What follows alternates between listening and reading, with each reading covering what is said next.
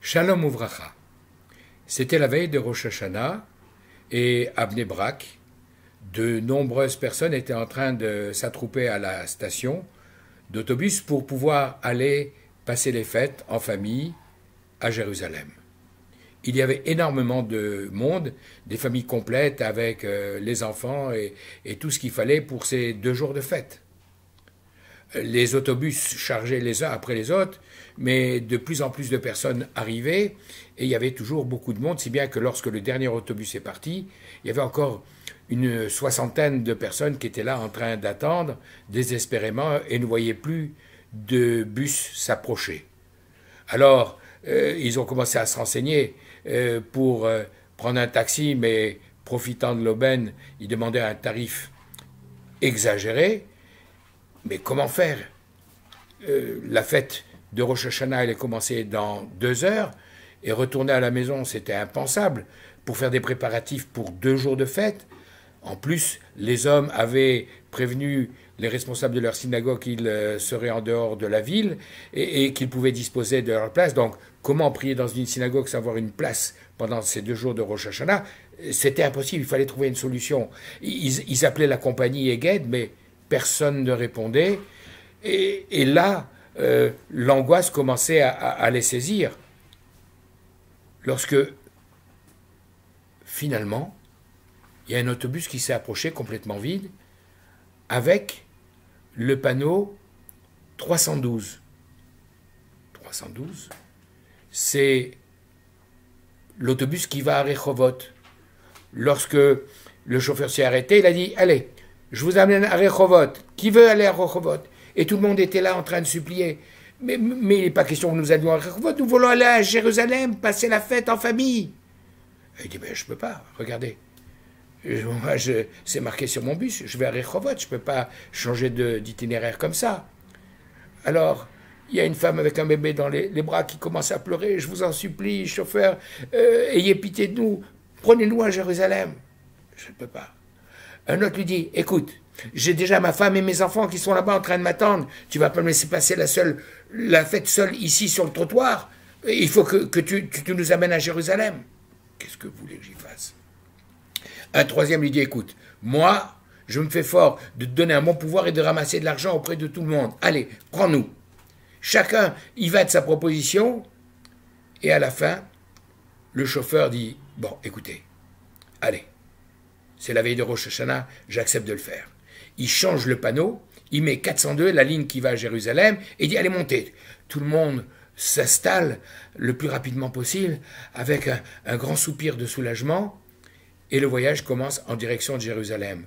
Et tout le monde dans l'autobus est en train de bénir. « Ah, que tu aies une bonne et heureuse année, chauffeur. C'est très bien ce que tu as fait. Que Dieu te bénisse. Que tu connaisses que de la joie. » Et tout au long du voyage, il n'y a eu que des bénédictions qui ont été déversées sur la tête de ce brave chauffeur.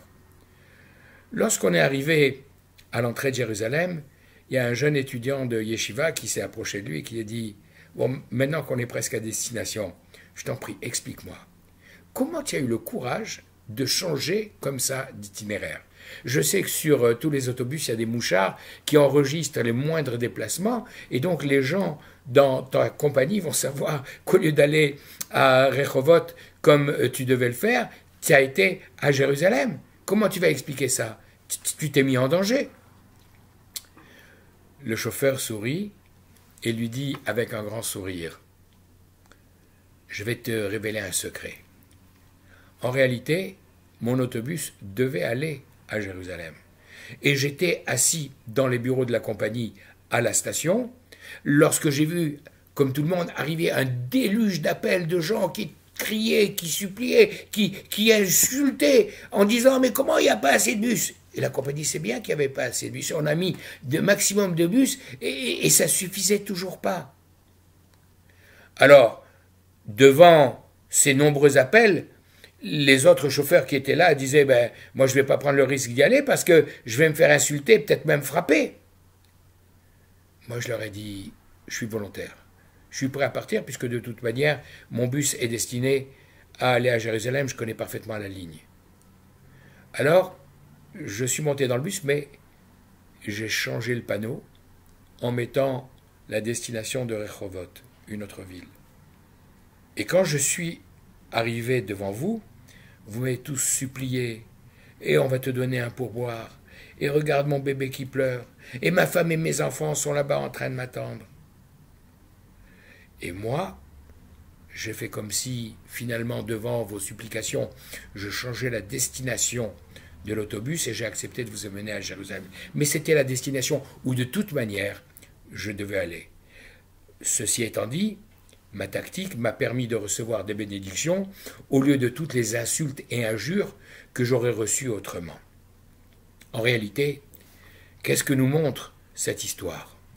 C'est que si Akadosh Baruch Hu a décidé que notre autobus devait nous amener à Jérusalem, eh bien il nous amènera à Jérusalem.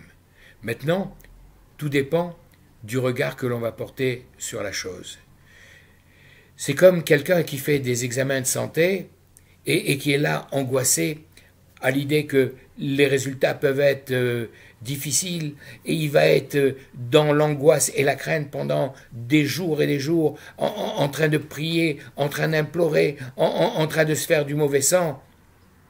Et lorsque enfin les résultats vont arriver en disant que Baruch Hashem, il n'a aucune maladie, il n'a rien de grave, alors il va être content, il va se mettre à danser, il va être joyeux. Ben, l'autre attitude, c'est de dire, je sais que parce que je vis, parce que je bouge, parce que je respire, pour chacune de mes respirations, je dois remercier Dieu. Et je dois danser dès à présent, parce que je sais que tout ce que fait Akadosh Baruch Hu, c'est pour le bien. Le bus, il allait de toute manière à Jérusalem. Et j'ai bien entendu pendant le trajet les gens dire « Ah oui, c'est grâce à moi, parce que je lui ai proposé de ramasser un bon pourboire. » Ou là, t'as dit « Vous avez vu les larmes de mon bébé, c'est ça qui l'a convaincu. » Et le dernier lui dit « Mais non, c'est parce que moi, je lui ai dit que ma femme et mes enfants m'attendaient. » De la même manière, ici-bas, on peut gesticuler. Mais Akadosh Baruch Hu, dans les cieux, il sourit. Parce qu'il sait très bien que de toute manière, c'est lui qui décide de l'itinéraire et de la destination, et de chaque pas. Mais la manière dont nous nous comportons à chacune des stations, à chacune des étapes, ne dépend que de nous. Alors, sachons comprendre que En Od Milvado, il n'y a personne d'autre que lui. C'est lui qui mène le bien, le monde. Tout ce que fait Dieu, c'est pour le bien. Même si à un moment donné, ça peut paraître être une situation difficile, sachons que la destination finale, c'est pour le bien. Si nous avons cette confiance en Dieu, alors nous arriverons avec le sourire et dans la joie à la bonne destination. Shabbat Shalom, Bracha Be'atzlacha Ve'kol Tuv.